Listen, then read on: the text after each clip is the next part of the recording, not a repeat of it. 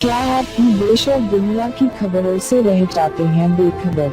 तो सब्सक्राइब कर लीजिए हमारे HT न्यूज चैनल को और बेल आइकॉन को दबाना मत भूलिएगा।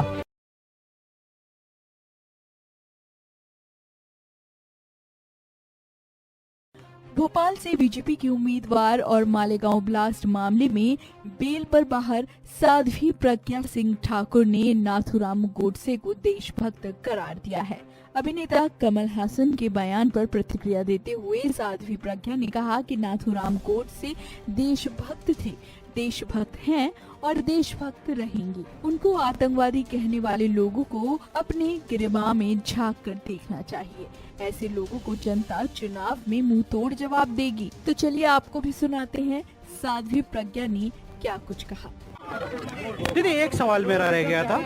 अभी अभिनेता कमल हसन ने बयान दिया कि नाथूराम गोडसे पहले आतंकवादी थे। आप क्या कहेंगे? भगवा आतंकवाद को लेकर आप पे भी आरोप लगते रहे। पहले दिग्विजय सिंह ने पहले बार ये शब्द इस्तेमाल किया। आप क्या कहेंगे नाथूराम गोडसे पे? नाथूराम गोडसे देशभक्त थे, हैं और रहेंगे। ऐसा बोलने उनको आतंकवादी कहने वाले लोग स्वयं के गिरेबान में झांक के देखें। अब की चुनाव में ऐसे लोगों को जवाब दे दिया जाएगा। नाथूराम गोडसे का आप समर्थन करती हैं? दरअसल कमल हासन ने नाथूराम गोडसे को पहला हिंदू आतंकवादी करार दिया था। उनके इस बयान को लेकर काफी बवाल भी हुआ था। नाथूराम गोडसे ने महात्मा गांधी की गोली मारकर हत्या की थी। इसके बाद गोडसे को फांसी की सजा दी गई थी। आपको बता दें कि साध्वी प्रज्ञा सिंह ठाकुर पर भी मालेगांव बम धमाके में शामिल होने का आरोप है।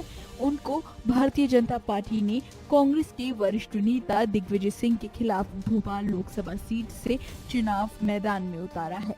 साध्वी प्रज्ञा सिंह ठाकुर इससे पहले भी अपने बयानों को लेकर विवादों में घिर चुकी हैं। इससे पहले उन्होंने मुंबई हमले में शहीद हुए हेमंत करकरे को लेकर विवादित बयान दिया था। उन्होंने कहा था, हेमंत करकरे ने मुझे गलत तरीके से फंसाया था।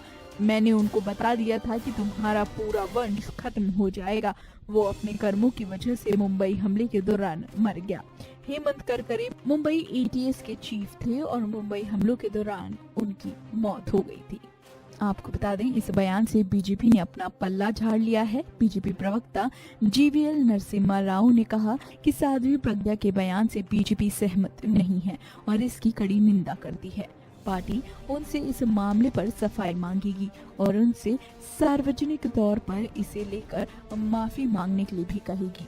गौरतलब है कि बीजेपी ने पहले ही साध्वी प्रज्ञा को 19 तक मौन रहने को कहा था। इससे पहले भी वो कई विवादित बयान दे चुकी हैं।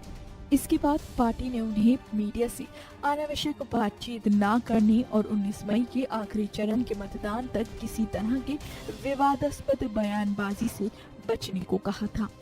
आपको बता दें, कांग्रेस ने इसे लेकर बीजेपी पर हमला बोला है।